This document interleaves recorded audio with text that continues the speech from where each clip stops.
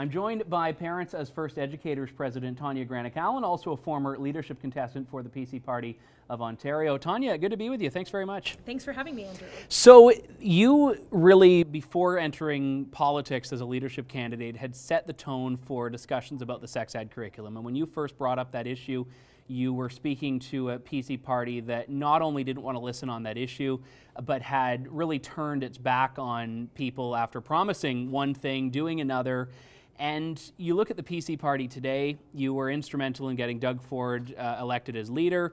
The issue of the sex ed curriculum was discussed at great length during the campaign. The government has already taken some action on that we'll get into the details of. But did you envision this would be the road that Ontario would be going down even a year ago? No, a year ago, we were, I guess, hot on the heels of Patrick Brown's flip-flop from his commitment to repeal the sex ed.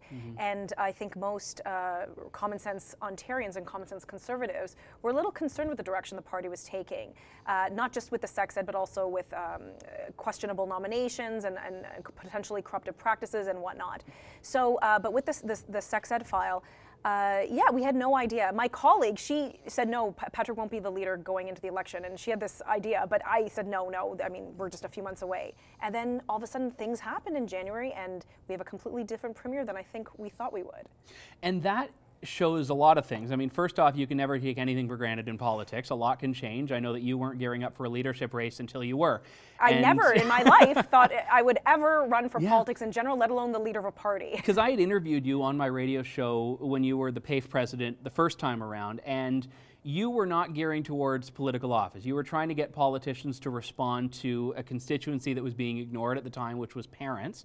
Now we have a government that has said it's going to listen to parents. I was a candidate in the election, so I was hearing from a lot of people that the sex ed curriculum was a problem. And I wanted to ask you why you think that issue gained such traction, because I was not hearing about it from the usual suspects of social conservative causes. I was hearing about it from people that had never been politically engaged, new Canadians, Christians, Muslims, non-religious people. Of all the social issues, why do you think the sex ed curriculum was the one that really gained so much traction? Well, the curriculum per se was just it's just so terrible. And we're talking about the Kathleen Wynne radical sex ed curriculum. There were just so many elements that were terrible. And I think we've had about 3 years now of this curriculum in the classroom, and parents know they're sitting down at the dinner table and children are coming home from school and discussing things that parents didn't think in a million years they would hear come out of their kids' mouths. So parents understood that there's something going on in the classroom that they didn't like. You mentioned new Canadians.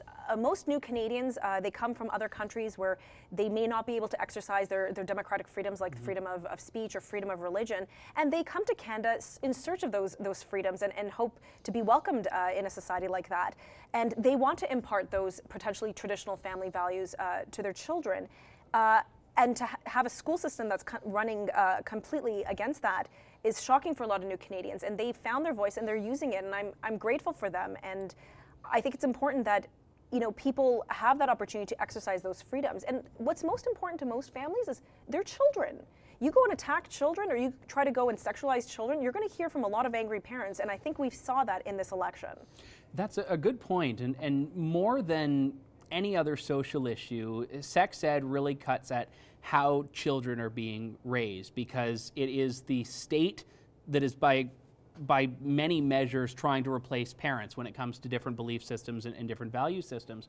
And when you look at even the name of your organization, Parents as First Educators, I think that the curriculum entering the political discussions was a wake-up call for a lot of parents to actually reclaim that. And I think that parents, by and large, many of them didn't know the rights that they did have to get involved in their kids' education. And that was something that was really encouraging to see. Even outside of how people voted, just parents that are actually stepping up and being a lot more engaged. Because that now is the battle. If we say parents weren't consulted, parents need to make sure that they are participating in the consultation. Precisely. And I think, parents are busy. Sometimes you have double income, both mother and father are working.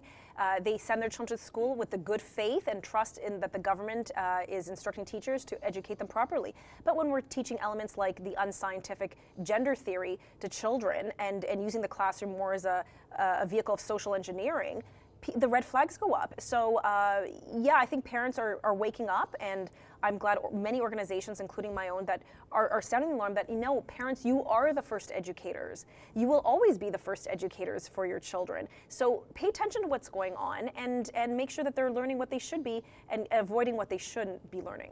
Let's talk about where we are now. You were not a candidate by the time the election rolled around. The PC party was very clear that it didn't signal any change in policy. They were still committed to repealing the sex ed curriculum. You were very swift to say it needs to happen by September, which the government has done. Are you happy with the direction we see from the government now as far as what they've committed to do by September? Well, so last week I was ecstatic, and I said this was a terrific victory for parents and children, but unfortunately just a few days ago, the issue of repeal has been evolving, and I always said repeal and replace, and it was the Ford government that brought in the restore, and it seems like that's where they're tripping up, because there's been a lot of attacks from the left, big surprise there, saying, oh, you're going to take people back to the dark ages and whatnot, which is completely not true. But the Minister of Education this week mentioned that the children will still be learning gender identity theory, or she suggested that, and I'm asking for clarification. Will children learn this theory or not when they return to school in September? Parents want to know, the society wants to know, and I think we need a little bit more clarity on that. I think Premier Ford has tried to clarify a little bit of that parents are the first educators. He came out with some excellent language on that yesterday, and I'm happy to see that. But I think that the government needs to really make their position clear, and considering the recent I guess their gaffe, they need to clarify, will that controversial material be taught or not? We've seen a number of teachers, isolated examples, but still it's been part of the discussion on this, that have said they're going to, still teach all of these other things anyway, and we've had some that have said they'll do it outside the school system, to which I say power to them if they want to do it.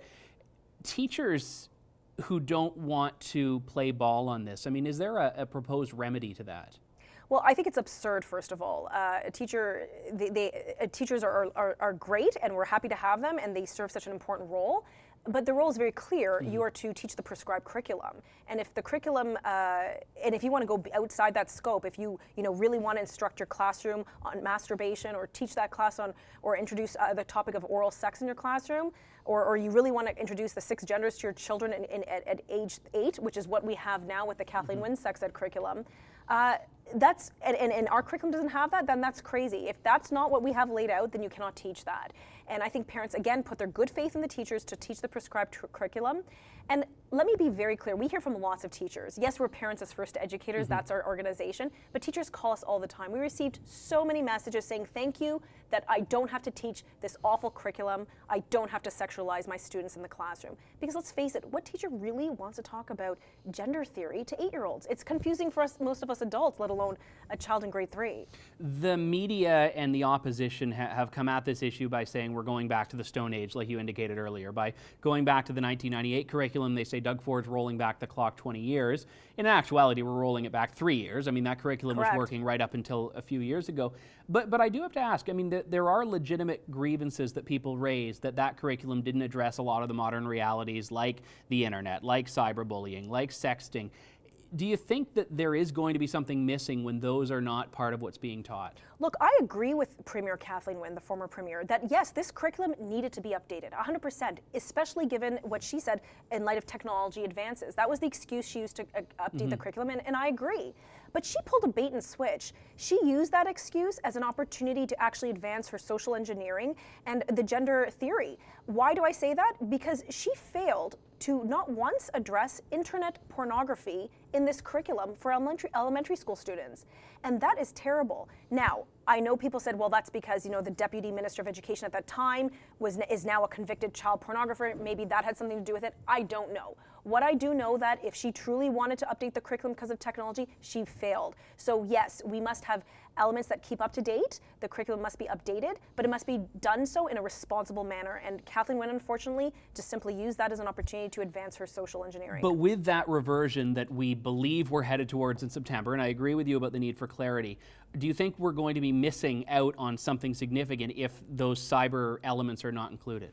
Look, I think certain themes are woven throughout all sorts of curriculum. I think parents are the first educators, and I think they in their home are instituting those those limitations. For example, parents monitor what their children do on the internet, or at least they should be doing that. And I know kids are sometimes accessing things on their school Wi-Fi that they shouldn't.